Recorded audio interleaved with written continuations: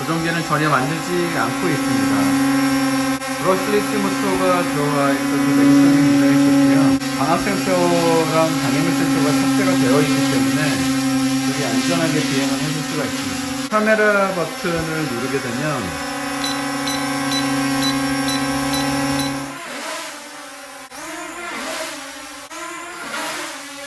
괜찮아요.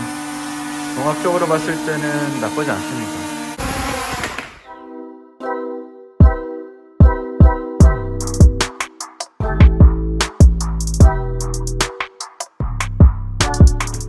안녕하세요 여러분, 강하재입니다. 구독자분들이 저렴하지만 브러시리스 모터가 들어갔고 괜찮은 토이 드론을 찾아달라는 요청이 있어서 3만원대 가성비 제품을 찾았습니다. 제품명은 S150이고 브러시리스 모터가 들어갔습니다. 장애물 센서가 들어가 있고 듀얼 렌즈에 카메라 각도가 변경이 됩니다. 언박싱을 하고 살펴보도록 하겠습니다.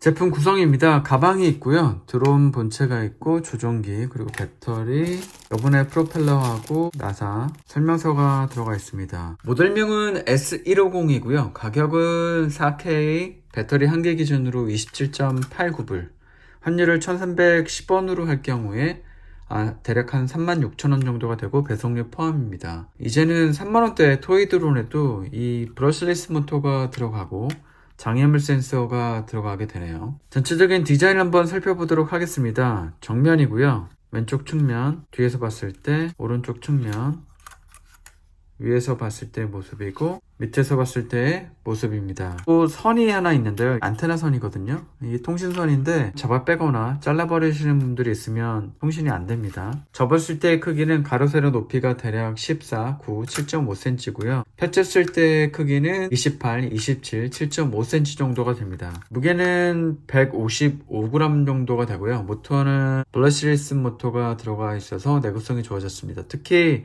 이 장애물 센서 같은 경우에는 네 방향 장애물을 탐지하게 되는데 카메라 각도 조절이 되는데도 가격이 3만원대라는 게 놀랍습니다. 디자인은 앞서 리뷰한 S138과 비슷하고 크기가 좀 더 커지고 가격이 저렴해졌습니다. 제 개인적인 생각에는 만듦새와 마감은 오히려 S138 맥스가 더 괜찮았던 것 같기는 하네요. 재미로 조종하길 원하시는 분께는 좋은 선택이 될 것 같습니다. 최대 조종 거리는 150m 정도가 되고요. 방풍 레벨은 7레벨이라고는 하지만 무게 자체가 가벼운데 GPS가 없어서 강풍에는 견디기가 어렵습니다. 배터리는 3.7V 2000mAh로 15분 비행이라고 적혀 있기는 하지만 실제로 해보니까 대략 9분에서 10분 정도 비행이 가능합니다. 카메라는 4K라고 되어 있기는 한데 이미지 센서가 정말 작아서 실제 4K 고화질 영상도 아니고 대략 한 480에서 잘해봐야 720p 정도의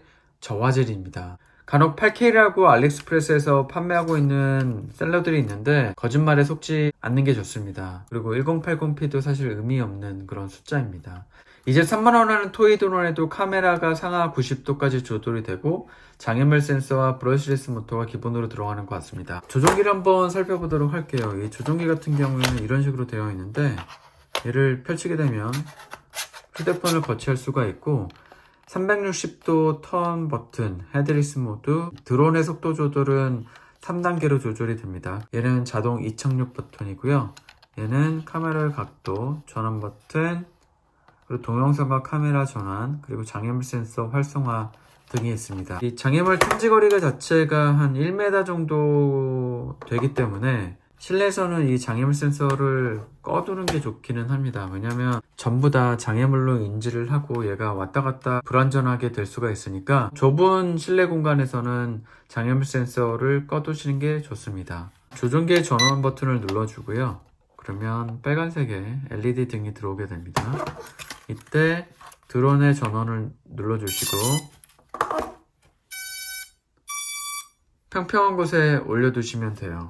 와이파이를 잡아주셔야 되는데 와이파이 UFO라는 거를 선택을 해주시면 이렇게 들어갑니다. 이 와이파이는 인터넷하고는 상관이 없어요. RCFPB Pro라는 앱을 다운받고 활성화시키시게 되면 이렇게 나옵니다. 화질 자체가 4K라고는 하는데 이미지 센서가 너무 작기 때문에 이 드론으로 뭔가 영상 촬영을 한다라기보다는 그냥 카메라도 있네 정도로 생각을 하시는 게 편합니다. 설정해 보시게 되면 이게 right-handed 모델이라는 게 모드 1을 뜻합니다. 카메라를 누르면 이런 식으로 카메라가 되고 동영상을 촬영을 하게 되면 핸드폰에 사진 앨범으로 저장이 되게 됩니다. VR 같은 경우에는 화면을 분할을 해서 고글에다 끼워가지고 보실 수가 있어요. 전원을 킨 상태에서 이제 보정을 꼭 비행 전에는 한번 해주셔야 돼요. 이렇게 조정기를 왼쪽 오른쪽을 5시 7시 방향으로 눌러주게 되면 이렇게 깜빡깜빡 LED가 들어오게 되는데 이때 보정이 된 상태입니다. 위로 올리면 모터 언락, 내리면 잠금입니다. 360도 턴 같은 경우 얘를 누르고 원하는 방향으로 밀어주게 되면 얘가 회전을 하게 됩니다. 총평을 해보면 전반적으로 최근 출시하는 토이 드론의 수준 정도의 호버링을 보여줬고요. 옵티컬 센서가 기본적으로 상향 평준화가 돼서 특별히 나쁠 것도 없었습니다. 실내에서 가지고 놀기에 나쁘지 않고요. 무게가 155g이라서 면허가 필요 없고요. 브러시리스 모터라 외부에서 잔잔한 바람 정도는 비행이 가능합니다. 이전 토이 드론의 단점은 모터가 DC 모터라 열이 많이 나고 모터의 수명이 짧았는데 이런 브러시리스 모터 같은 경우에는 내구성이 많이 좋아지고 있습니다.